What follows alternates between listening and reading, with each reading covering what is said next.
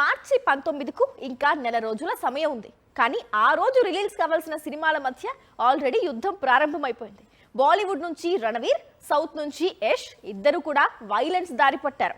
ఎవరి వైలెన్స్ కు audience importance ఇస్తారు అనేది తెలియాలి అంటే మరో నెల రోజులు ఆగాల్సిందే.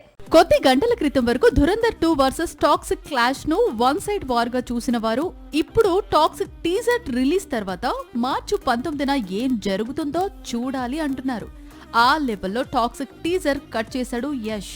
మార్చి 19న ధురంధర్ 2కు గట్టి కాంపిటీషన్ ఇవ్వబోతున్నట్లు తన టీజర్ తో చెప్పుకొచ్చాడు. KGF 2 రిలీజ్ అయిన 4 ఏళ్లకు బాక్సాఫీస్ దగ్గర రీ ఎంట్రీ ఇస్తున్నాడు యష్.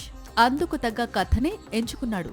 KGF సిరీస్ లో కనిపించిన వైలెన్స్ ను టాక్సిక్ లో నెక్స్ట్ లెవెల్ కు తీసుకెళ్లాడు. గతంలో మాలీవుడ్ లో వచ్చిన మార్కో మూవీ సీన్స్ గుర్తు చేసేలా సీన్స్ తీశాడు.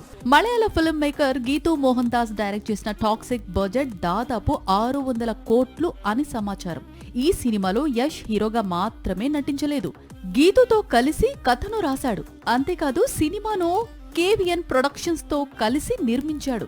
మూవీలో చాలా మంది హీరోయిన్స్ అంటే నయనతార, హ్యూమా ఖురేషి, రుక్మిణి వసంత్, కియారా అద్వానీ ఉన్నప్పటికీ టీజర్ లో ఒక్క ఫ్రేమ్ కూడా రిలీజ్ చేయలేదు. KGF music director Ravi Barsur సంగీతాన్ని అందించాడు. రానున్న రోజుల్లో మూవీ నుంచి సాంగ్స్ ప్రమోషన్ స్టార్ట్ అయ్యే అవకాశాలు ఉన్నాయి. సాక్షి టీవీ ప్రసారాలను నిలిపివేయటం చట్టరీత్యా నేరం.